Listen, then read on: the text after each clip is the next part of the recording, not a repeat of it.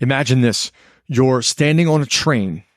The train is moving faster and faster. The speed is starting to get out of control. And you're stuck with two options. You either stay on the train at an unbearable speed or you jump off, risking getting hurt and falling into the rocks with all of this speed underneath you. What do?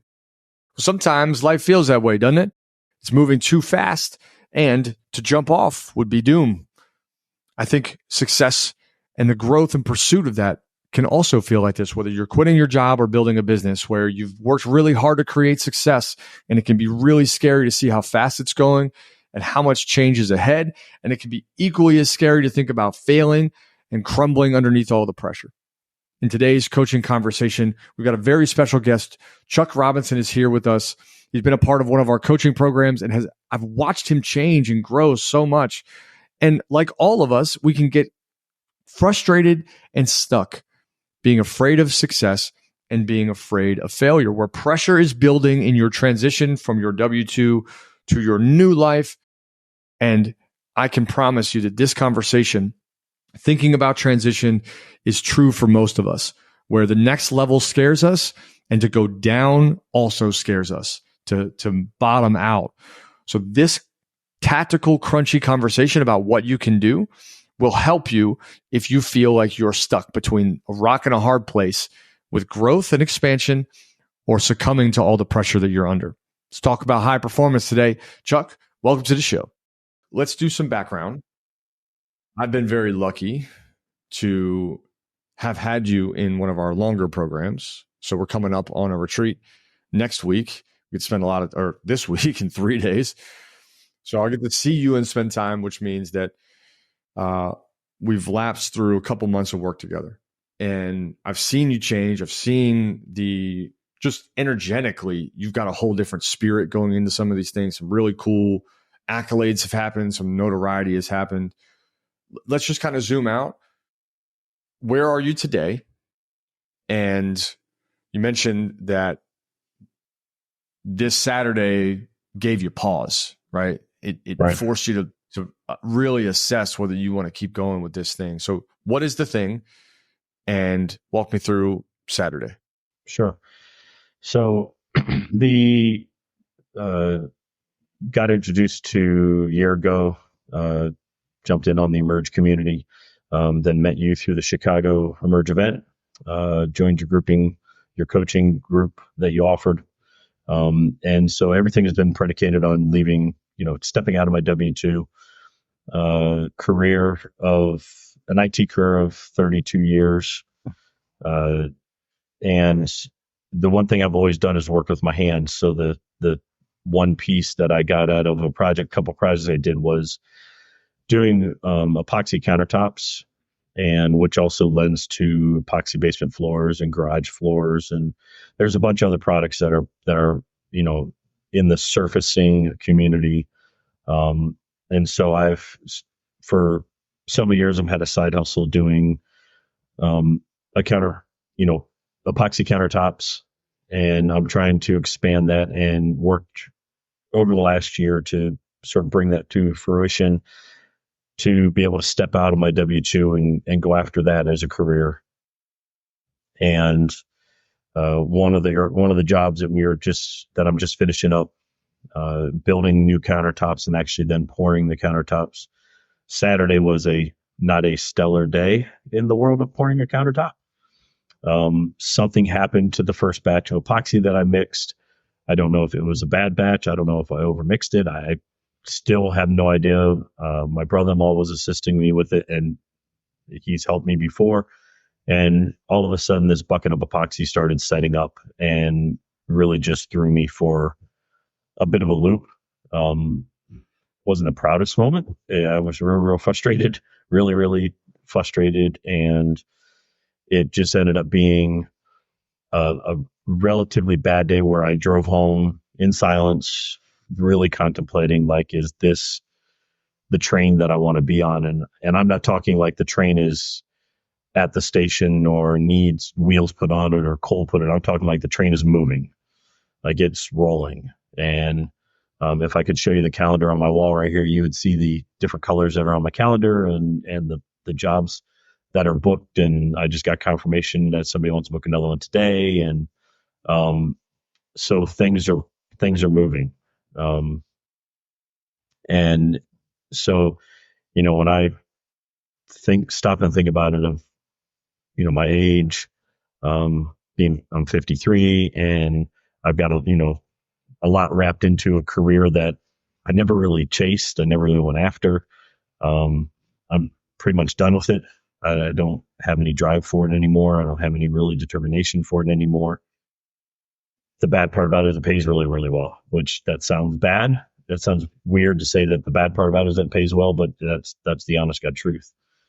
And on Saturday when I came home, I sat with my wife and my daughter and talked to both of them, and really just was really honest with them about it and said, it was just bad. And I, it just feels like it's failing, or I got a failure coming my way. And my daughter and wife both assured me, like, this is not a failure. This is just a piece of the way the job is or could be, which helped. But it hasn't dislodged that thought out of my head. But I'm also a little bit under the weather. I came down sick Saturday night, so I'm a little bit under the weather. So that my wife tells me I'm not a very good patient. So, as most men probably aren't. So it could be lending to those thoughts right now. I don't know. Okay. I hear a couple things here that we can dig on. And I resonate with having a long day on Saturday. So this is great. Brilliant. The piece about Saturday that's interesting to me.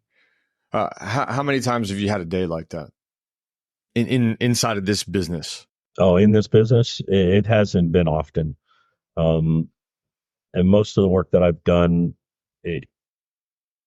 the one piece that I know that I recognize is there was a second person in the room with me when I was doing this, which it's not the individual. It's the fact that there was another person there. It's not who it was, right? It was another person. And there was, I think I probably tried to do too much at once with it. I poured a larger bucket of epoxy than I normally do because I figured I had two people and I could pour the base coat and then we could come back. And if the epoxy would have been acting correct, there would have been zero problem with that. It would have went perfectly well. That is not what happened, which then all I saw was, 2 days of man hours, building the countertops, getting them in place, getting them ready to go, getting to the point where we're able to pour. The cost of that with what I'm being paid to do the countertops, with the cost of the hours. And so it was just all rolling on top of me. Like, if this fails with this epoxy, then if I have to pull these back out and rebuild them, it's another set of man hours, another set of money. So it was all these things sort of stacking on top of each other. So that was what was different about most of the other jobs that I've done. And culminating on when I was doing those jobs, it was just side hustle. There was no coming out of my W-2 at the time, right? There was no pressure. It was a job, and now the pressure of this is what I'm going to do and build this company up to do. Here's a quick synopsis. You can tell me if I'm off base. Sure.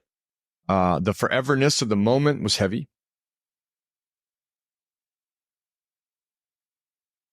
Explain that. When I first started in business, when I would have a bad day or I was doing work that I didn't really want to be doing, my mind and the little voice in there that loves to tell me all the negativity that exists in the world would like fixate on, I'm stuck doing this and it's always going to be this way. Okay. So the difficulty and the foreverness started to get very, very heavy, very fast. Yep. Okay. Yes. Okay. Number two, talk about stacking. These things definitely stack. The shift from side hustle to I'm serious about this not only adds pressure, it creates a demand for a certain level of performance and also creates a very hyper sensitivity to not getting it right. Because when it's a side hustle, if you get it wrong, it's not the end of the world. You just go back to work. Now, though, Right. you've got things riding on this. You've got consequence for failure. So statement number 2 would be there's now heightened consequence and awareness of heightened consequence. Yes. Yeah, absolutely. Yes. Cool. So that we're starting to build this box here. 3, just based on the way that you described this, the future of the business might feel like you doing more, not you doing less. So the idea of like, if it is going really well, this is just going to happen more because I'm going to have to do it more. And all of a sudden, the like magnitude of more starts to weigh really heavy on us too. Yes. All right. And then number 4, to complete the square, I've got a lot of this work laid out. Have I overcommitted? Is success coming and I'm not ready for it? If it is, am I going to be able to hold it? Am I going to be able to do this? Do I trust myself?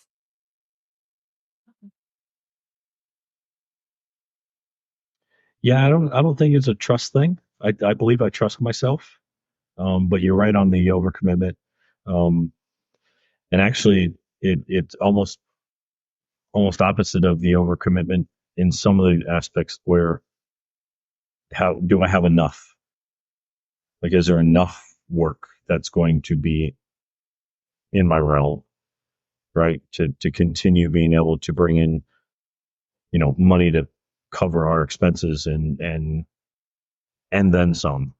The and then some part of it may not be immediate, which I'm not concerned about that. It's the idea of being able to cover what we needed to cover for us, and then not become overwhelming with the actual managing of it. Okay. Things that build over time, things that you won't get right away. Correct. Just an interesting paradox, right? Will I have enough? And if I do have enough, will it look the same? Right. I would argue that does go back to trust. Not like the simple do I trust myself, because I know that you know you. Almost, do I trust myself in a situation where it's not going well or it's going incredibly well and it's going to be easy? I have had a very hard time trusting myself when it's easy, because my nervous system was always conditioned to believe that if it was easy, it was bad for me, or it wasn't worthwhile, or it was going to be stripped away from me. Gotcha.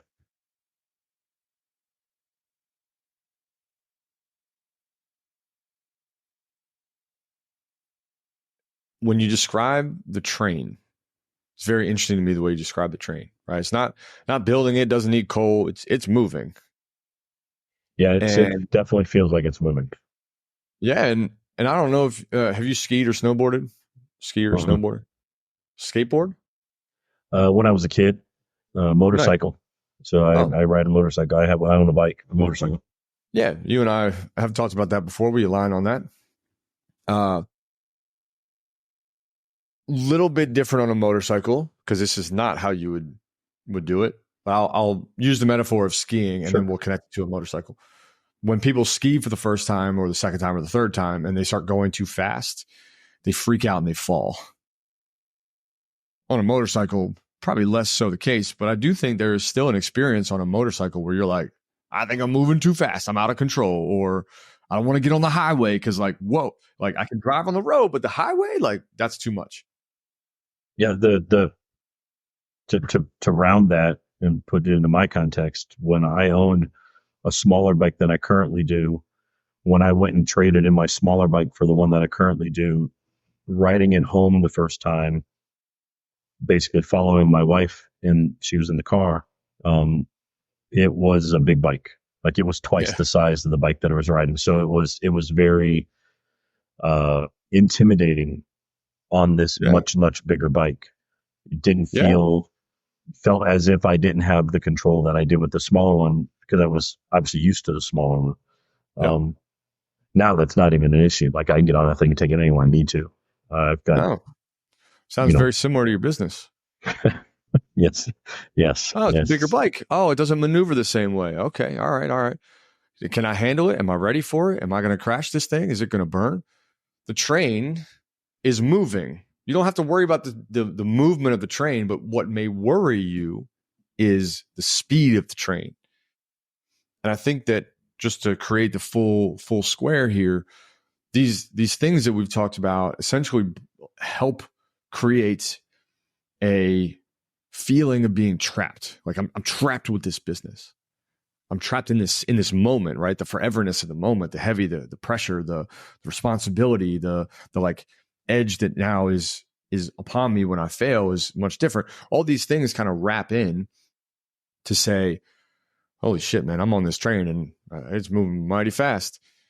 Your words have brought up something that I've been sort of feeling about this whole process, is that I've gotten to a point where I've worked it into a situation where it is moving, and I've got a little bit of traction moving with it, um, and it's as if I'm almost now on the ride.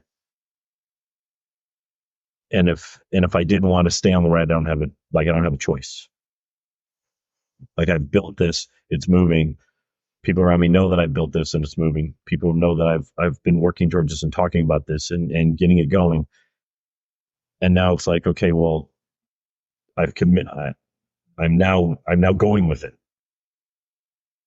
want to or not. Well, and here's an interesting, I'll use the word paradox again. Like, it's a bind, right? A bind is when neither option presented works for us. And when we're in a bind, we don't move. Right. So the bind that I hear is the train is moving really fast, and the speed is something I'm not fully comfortable with yet. There's a lot of different elements of this, the pressure, the failure responses, the foreverness of it. And the train is going like, whew, man, oh man, can I maintain this? And then we'll use the metaphor of the train. If I'm on the train and the train's moving hella fast and I move to the edge where I can potentially jump off, I'm like, well, hold on, man. I'm about to get hurt if I jump when it's moving this fast. So I don't want to jump off the train either. Because what about my reputation? What about what I've told everybody? What about all the energy I put in? What about all the investment that I've made into this? This is my ticket out, and here I'm about to bail out. What am I doing? Yes. It's an interesting bind. Doesn't feel interesting. Well, here's why psychologically it's interesting, because this is simultaneously a fear of failure and a fear of success. Staying on the train is the fear of success. Getting off the train is the fear of failure. Yes. So what's happened and what has scaffolded is I want, I'm not sure what I want. And now the bind has this like grip because of the lack of commitment to what you want. So in some ways, what we've got to figure out is how can we articulate and make what you want really clear? Because when it's clear, it will feel like you can move forward. My small bet would be that staying on the train is what you want. But the complexity of it and maybe the foreverness of it, like I'm going to be doing this physical thing forever, or it's always going to feel this way. I'm always going to ... All the emotions that came up Saturday, especially on a hard day, that's really easy. It feels like the hard days overshadow the 47 good days we had before them. And the foreverness of that is probably more scary than anything else. So staying on the train has this looming thing. And I know deep down that it will not be that, but that might be the fear, is that if I stay on this train and it's moving this fast, it's only going to get worse. Can I handle more days like Saturday? Do I even want to be a part of more days like Saturday? Like, that sucked. So what's coming up? Yeah, I know that days like Saturday will appear. I'm positive of that. I'm not ignorant to the fact that there are hard days. I have hard days in my W-2. There are such, definitely such things, especially industry I'm in. Hard days are usually not days that you bring upon yourself. It's a breach happens, or somebody clicks on the wrong email, and all of a sudden your day is just taken over by this thing that somebody else did to you, and now you have to solve this issue.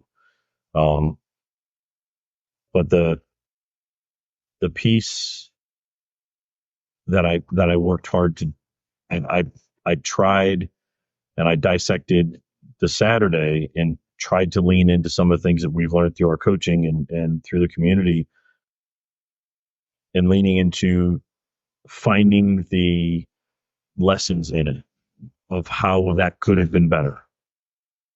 And talking to my brother-in-law about it and how we could improve the process of what we did over those 3 days. And, trying to think what would help stem that by putting processes in place or a checklist in place, just making sure that I'm prepared when I go to do these jobs and do them in this certain way. And that alleviates a lot of that contention. But there's nothing you can do when you pour two chemicals out of a bottle and mix them together and they act like they have never acted before. And now you're in this sheer panic. And really it was a plus and a minus, a more of a plus than a minus, but still there was some minus there having another person there, because if it wasn't for the fact that my brother-in-law was there, what the end result would not have turned out like it did.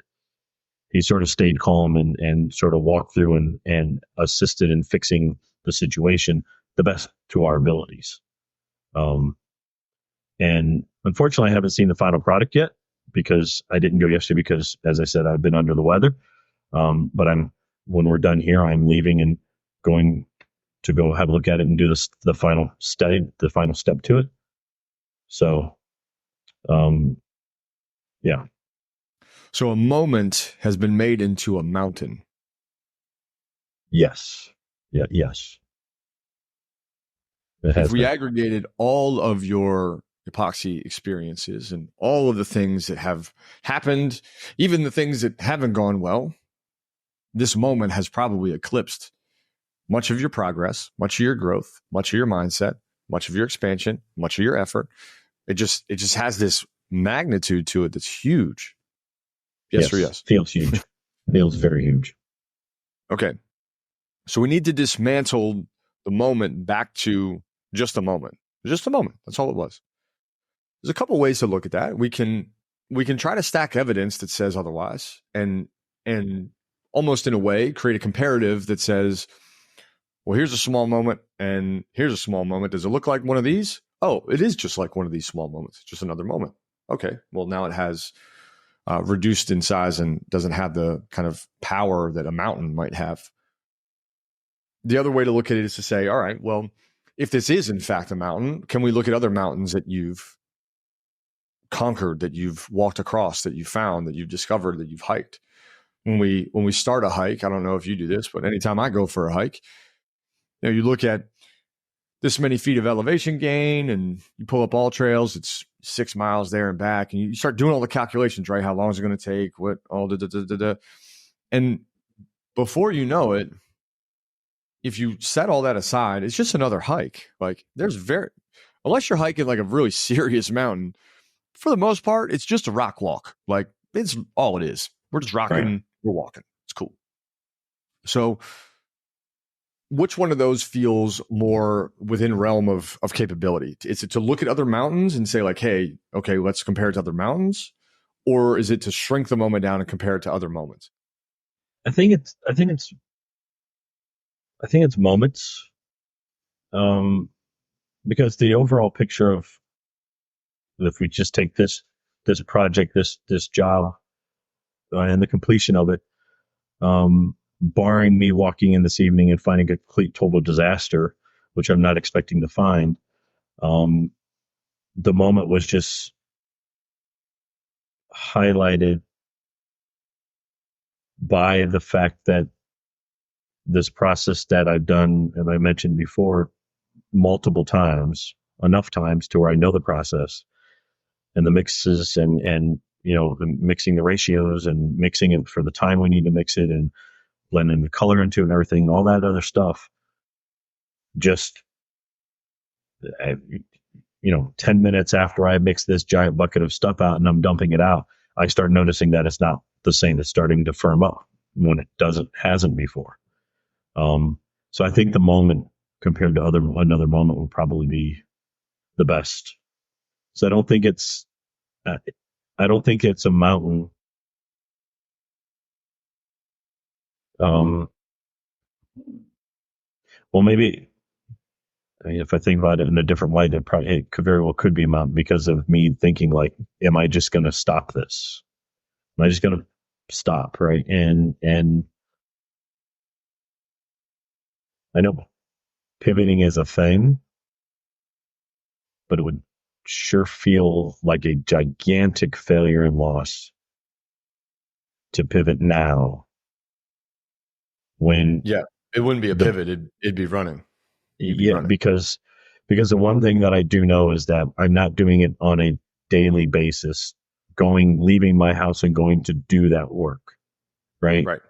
I have an entire life that I have to tend to in my W-2 and then tend to that. Yes. Yeah, it wouldn't be pivoting, it'd be running. Yes. And that's important. 100% would be. Well, I'll tell you a story, man. I walked on to a Division I college soccer program, and I think that my mindset then was so poor. It was so volatile, and I had not had a lot of high-level experiences and definitely not high-level coaching. So it was like very new, and I was always like a deer in headlights. One game I'm in, and my buddy, his name is Daniel, gets into the box, tackled, PK. And I sit at the edge of the box and I'm like, this is my moment.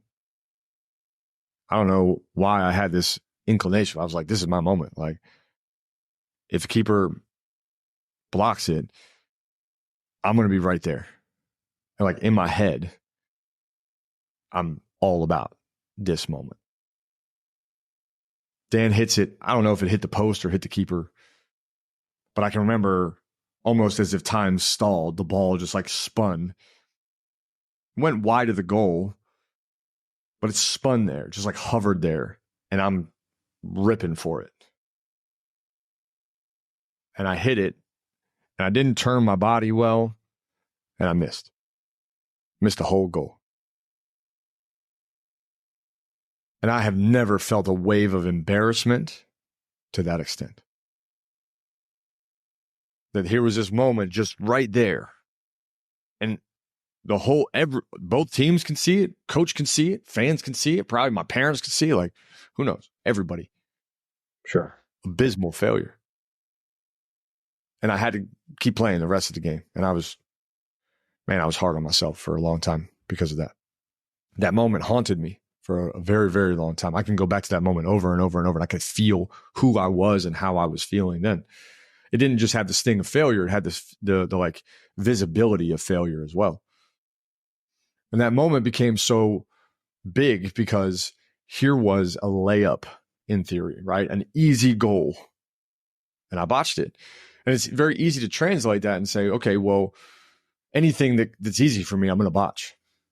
And it's very easy to make this whole belief structure out of like this one silly moment. Like, dude, no one cares.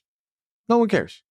No one like calls me and is like, hey, bro, you remember that moment, bro? No one like sends me tweets and is like, dude, I hate you. And, I don't get death threats because of it.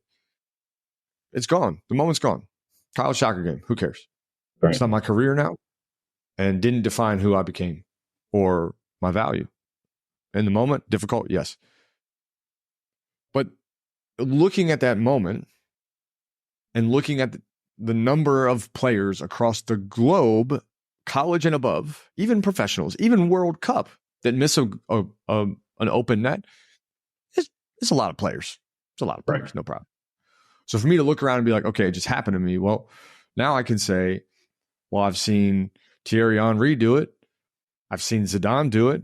I've seen Ronaldo do it. I've seen all kinds of people do it. All kinds of professional levels, to the extent that I would respect them. If I shook their hand, I would ask for their autograph on a jersey of theirs, and they have done it too. Okay. So the moment wasn't that big that it should collapse my whole psyche. The fact that you had someone observe you there probably is one of the more triggering parts of this, because you were the expert, you're the guy, and someone is watching you, someone that you love and care for too. It makes it even more complicated. They watched you in a moment that was supposed to be your glory and instead was inglorious. Correct. But the moment is probably full of many times that you've had epoxy issues. Maybe not the same exact circumstance, but I'm sure you've dealt with failure in some capacity. You're doing stuff, making things happen, and it's like a liquid that you've got to pour to. I don't know enough about epoxy to really talk about it credibly, but you got to make something out of nothing. Correct. Yes. So, are there other moments of failure that you can say, oh, well, maybe it wasn't exactly the same, but it's happened before? Yeah, I did a friend's kitchen countertops, and he had picked a design that I had done before. And I literally had the design standing against the wall in the dining room that I could look at. And when I started moving and started actually making the pour and putting the design into it, I have no idea what I was pouring, but I wasn't doing what the sample design was. Came out fine. They said they liked it. I still question. I'm not sure if they were being polite or not. And he's a very good friend of mine, and it would not surprise me if he actually afterwards had said, this is nice, but why does it look like the other one? And when I show the kitchen to anybody else, everybody goes, wow, that looks really, really nice. That's amazing. I see nothing but a flaw. They see this beautiful countertop. And so, yeah, I mean, there's been, I've done enough with my hands and done enough work that there's always the possibility of something going awry. And really it is a matter of, over the last year, I've learned perspective. I've learned looking for those lessons. It's either, what does it say? It's either a win or a lesson. You don't win or lose, you win or learn, right? And so I've sort of adopted that idea of the win or learn. And once I'm past the moment and I can dissect the moment, I can go back and say, okay, what was wrong with the situation? I think a little bit of ego got in the way on Saturday also. Because my brother-in-law came with an idea of how to do a design, and I was like, yeah, go ahead. And he started doing it, and then I wanted to do, but basically what looks like veins in the countertop because we're making it look like stone, and my veins sort of messed things up. And him and I have gone over it again, and I looked at him on yesterday, and because we went over for dinner, and I looked at him yesterday and I said, I wish I would have just let you continue on with your design. I got in the way. I wish I'd have let you continue with your design because it was working. So that I recognize that got in the way, when what I should have done was just take a step back. Fitting place to be on the Get Out of Your Own Way show. Yeah. Yes. Very much so. Hashtag branding. Well, look, I want to remind you that the reason we make a moment into a mountain is not because of perspective or happenstance. It's because of emotion. And when we pump emotion into a moment, it becomes very mountainous. And there are times where we want to do that. There are moments that we want to create a mountain out of.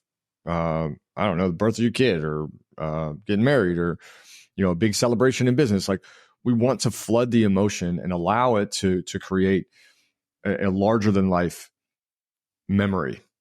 We also can do that by accident when the emotions aren't necessarily positive, and then it becomes a very negative mountain, right? If I think back to an experience that I was on a private island in the BVI, and I remember sitting and watching a game of chess being played by two guys, playing a game of pool. Like, all these really cool experiences were being had. I was not far away from being a dad, and I had to stop and pause and put the emotion into the moment so that it registered, right? That was such a powerful experience that I wanted to flood the emotion, because I probably would have just skated by it. Wow, this is great, cool, no big deal. So we can almost choose and leverage when we do this. But if we pull the emotion back out of the moment, now it isn't a mountain. What you just did is you just ripped the emotion back out. Hey, like, all these things started to happen, and just by talking it through, we've kind of situated this huge rock formation into a much smaller moment, where without the emotion, it doesn't have the kind of like magnitude to pull you off.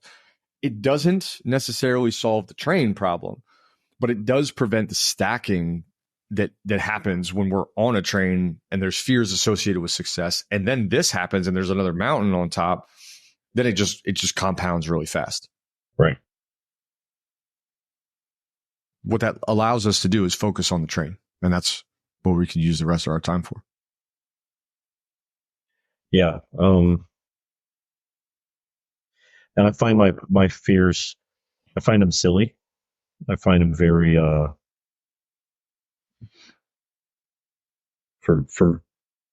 to make sure my words are better on a podcast, very unmanly. And I get irritated with myself because I believe where I'm going is where I should go, and I believe where I'm going is going to work. We've set ourselves up in a very good way that I have a lot of flexibility. It's great. And it's just pulling the trigger to say, hey, this is the train. This is where I'm going. This is a train that I built, and I'm headed this way. Yep.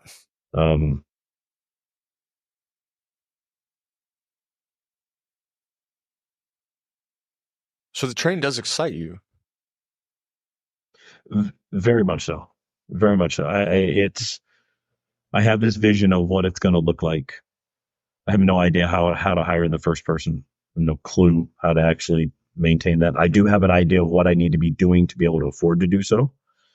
I do know that I'm going to have to trust in whoever it is that's in doing the work. That it's going to get done right. That we're not going to have to go back and either sand it back out or rip it out or lay claim to it, or it would be really nice to have business insurance and not have to do it. I have to use it. That would be a very nice thing to have happen. So there's some trust that I have to, but that's going to come with training and time and patience. So I have this vision and I have these ideas.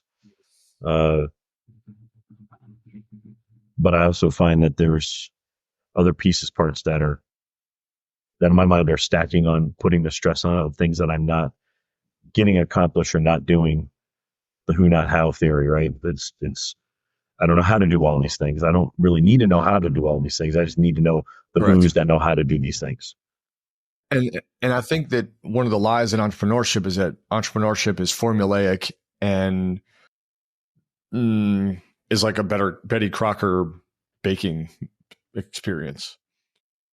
That's not to say, like, the argument that I've heard against that is, well, every business is a lemonade stand, and I believe that, right? There are formulas to how to build a business, definitely, loose structure and direction, but every business is different. What you want is different. What you might do next is different. It's also based on circumstance, on resources, on skill set. Like, there's so many different variations. I mean to say that if you were to look at a Betty Crocker box label, you would have all the steps mapped out. And this one, you kind of only get one step at a time, right? It'd be like being on a game show for baking, and they tell you what the next step is, and you don't know what the step is after that. You just do the step, and then they're like, okay, next, whip the eggs up and mix it with the batter. Okay, now you're done that. Here's the next step. So I think some of what will happen, and probably why the bind is I'm afraid of success, I'm afraid of failure, is both of these will challenge one thing, and they challenge the same thing. They challenge your relationship with the unknown, because both represent the unknown. Yeah, absolutely. Absolutely. The bind then is representative of where your work is. The work being, I'm going to move into the unknown, and that will come with both success and failure. They exist simultaneously. They're not derivative of the one choice or the one way that you go. The train will encounter both success and failure. The way that you respond to that, and the way that you can go into the next step without knowing the third step or the second step, is going to be the determiner of how well this all unfolds for you. When you step into entrepreneurship full time, there's so much unknown. There's a wicked amount of unknowns. And also, the lie that we live in is that a W-2 has less of that. I think the piece of the W-2 that,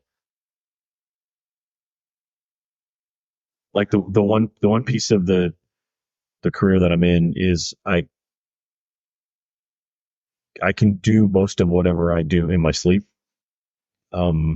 because I've worked my way there over the years. I've always been very, very good at taking on tasks that I did not know what they were, and not mastering them, but being efficient at them. I really consider myself in the industry a jack of all trades. There's not a mastery of any one thing. I'm just very good at pulling all the pieces together. And, I consider the IT world the most blue collar, white collar job that's out there, right? Because you're building stuff. It doesn't exist. Like, I can't touch it. I can't touch anything that I do. Unlike a house where you give me a pile of wood as blueprints and I'll build a house, right? Epoxy countertop. Give me some counters or some cabinets that need a top, and I can measure them and cut them and put them in place and make this physical thing. Well, the same process happens in my W-2. That whole kind of concept. But the one piece of it is that I've been doing it for 32 years, and every Friday I get rewarded for that effort and shows up on my bank account. Which is a very comforting thing, and that's sort of the way that people, in my mind, stay where they're at. And there's some overarching concerns about staying, and there's some overarching concerns about leaving. And so it's just one of those things where I know that not taking the shot would be more detrimental to me in the long run than taking the shot.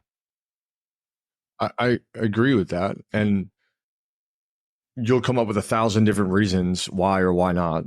Correct.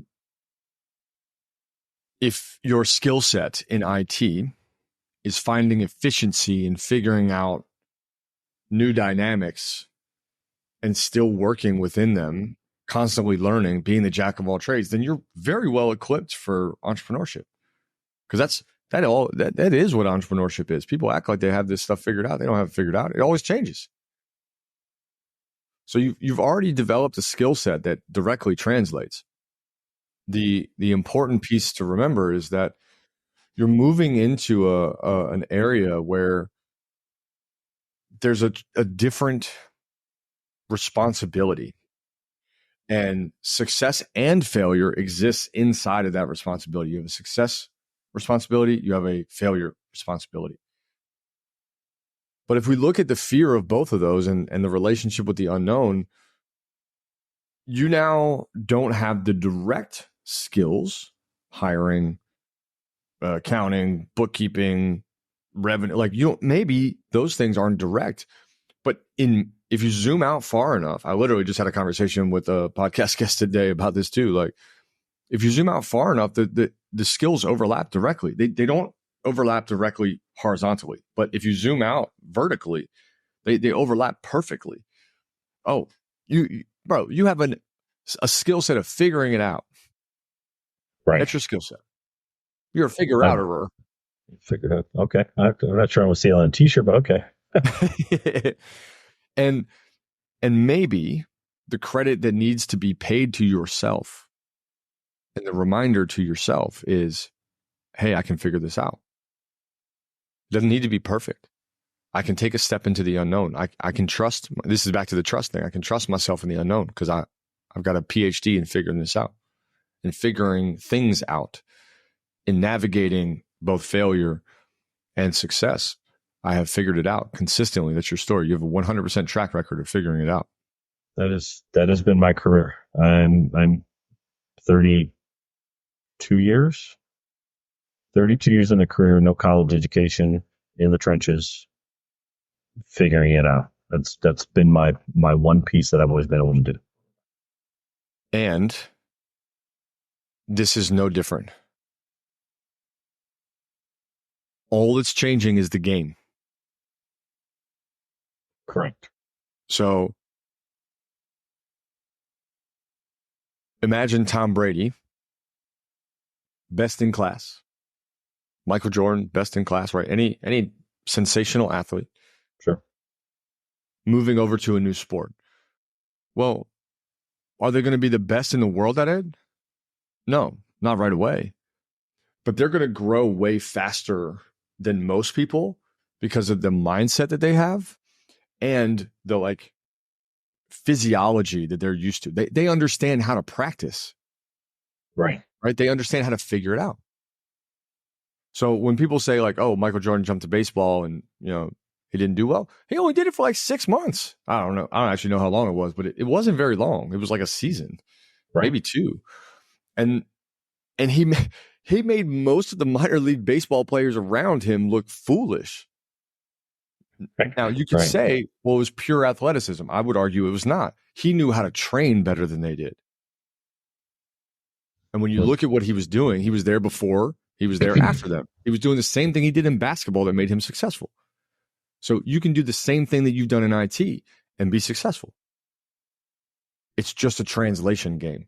And what makes you proficient is not the IT. What makes you proficient is you know how to learn, you know how to adapt, you know how to grow. And that directly ties to this new endeavor. It's just a different sport. Yeah, I see that. I see that. When there's a bind, what we do is we look for option 3. Anytime there's a bind, it could be anything like we're stuck between 2 choices of careers. We're stuck between 2 choices in a friendship, in a relationship. We're stuck between 2 choices with our health. We're stuck between 2. Always find option 3. Whenever there's a bind, find option 3. So option 3 might be, okay, I'm afraid of success. I'm afraid of failure. Option 3 might be, am I afraid of standing still? And can you just move forward?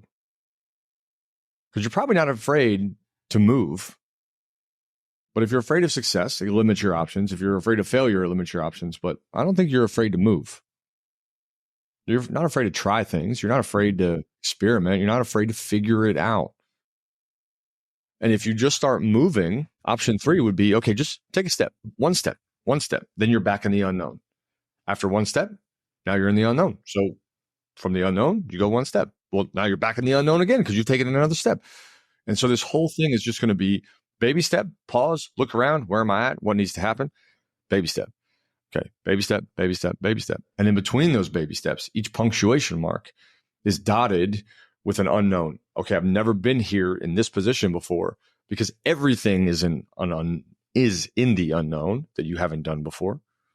So as you journey into a game that you've never played, all of it's unknown. Each step is also going to be with the unknown. So if you know that going in, you can say one step, look around, serve it. One step, look around, serve it. If I blindfolded you and put you in a maze, What you would likely learn to do very fast is to put one step in front of the other, maybe wave your arms around and like feel what's around you. You would take one step and then you would do the same thing again. That's all we're doing here. Some of it's blind to you, but if you take a step and then feel out where you are at now and what circumstantially is happening in the business and around you, then you can go one step at a time and you won't bump into things and get hurt. Yeah, I've got that one step at a time. Can't be on a run, right? You can't blindly run. I definitely have to it's slow down metaphorically, not slow down in the brain. It's slow down here. Yeah. Up in here, slow down and sort of do the things that I know that I need to do.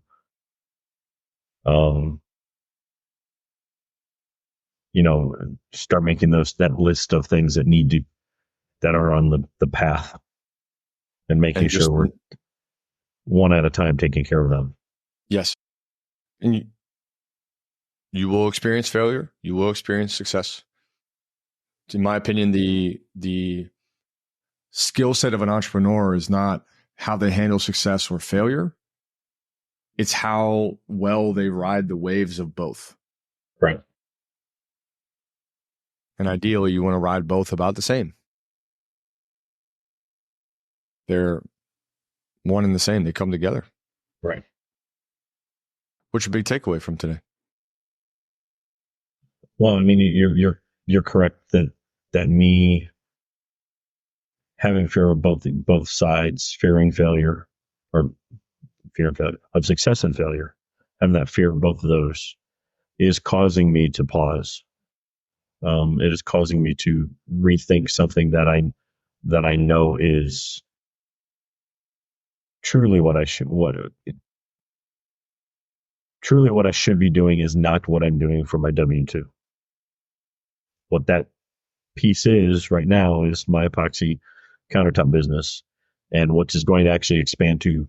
That's why the company is named the way it is, which is custom surfaces, because surfaces can be any surfaces, a wall, cabinet, a desk, a table, floors, surfaces.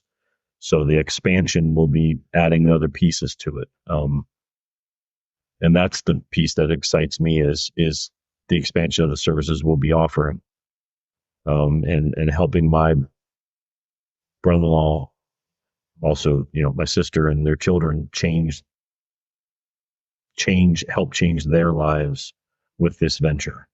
So one of my missions in this is to adjust my life with my family, expanded onto adjusting the life of my brother-in-law and sister. And it's the exciting part. It's the petrifyingly scary part also, because there's a lot riding on that. But I did have the conversation with my brother-in-law afterwards, and I called him and apologized. Like, look, it was very unprofessional. Like, he's like, I was going to call you and tell you to stop sweating. Like, just stop. And he recognized. He says, you don't only have the pressure of the epoxy hardening, you have the pressure of everything, all of it. He says, so I understand. You're doing great, man. It's the great duality of growth. Right. I think you're doing great. The thing that I would recommend, especially because I'll see you this week and we'll get to dig in more at the retreat, is can you write out some of the times in your life where you have leaned into the unknown and it went incredibly well, and just see what you can document so that we have a little more ammunition when the unknown becomes scary. When you can say, hey, I'm scared of the unknown. Here's what could go wrong. And here's all these things. Of course, we also want to have some backup ammo to say, oh, wait a minute. There's these like 15 moments in my life that have been beautiful miracles, beautiful experiences, happenstances and coincidences that I could never have expected. They happened in the unknown too. Right. So it isn't just all negative. Yeah, definitely not all negative. Of course. I'm not I sort of pride myself in not being that negative Nancy. I do try to find the good in the events, and I'm excited for them. Excessively excited for this coming weekend. Being at the retreat.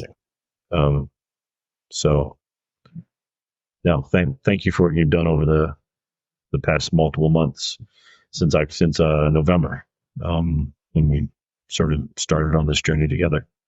It's been terrific and eye-opening. So thank you for that. I'm really proud of you, man. It's cool to see how much you've changed and grown. I appreciate that. All right. Any other needs before we jump? No. Great. We can call it here. I appreciate you coming on, man. I really do. And I'll see you in like 3 days. You shall. I appreciate it.